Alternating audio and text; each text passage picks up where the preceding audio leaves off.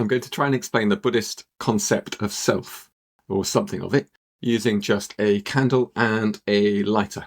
Let's see how we get on.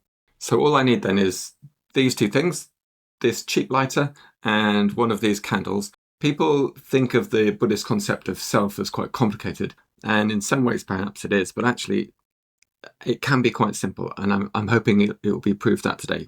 Let's start by lighting the candle.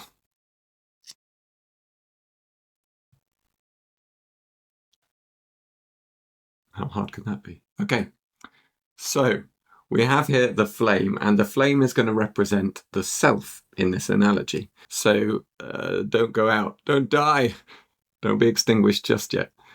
So the flame, is it going to die?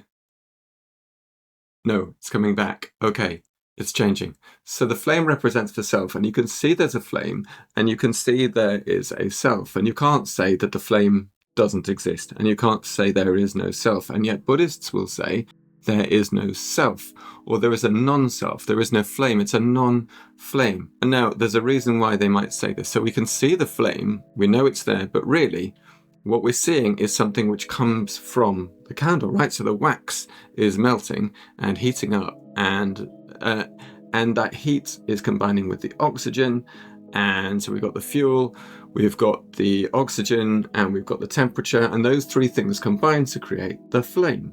And we are constantly seeing the flow of wax up through the flame and into the smoke, which you can't see, but I could just about see the smoke coming off the flame. So really what we've got is something more like a river, a flow of energy and matter, flowing through the candle up into the smoke and out into the air.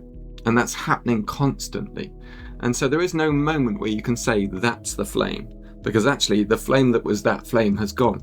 And it's not even like, say, if you had a pack of cards and you're going that card, then that card. It's not one after the other. It's not one flame after another where you can pinpoint at any moment that that's the flame. It is constant. It is infinitely, constantly changing. And so there is no the flame, because the flame that was the flame has gone. It's more like a river. And there is no the river in the sense of, the ancient Greek philosopher who said you could never step into the same river twice.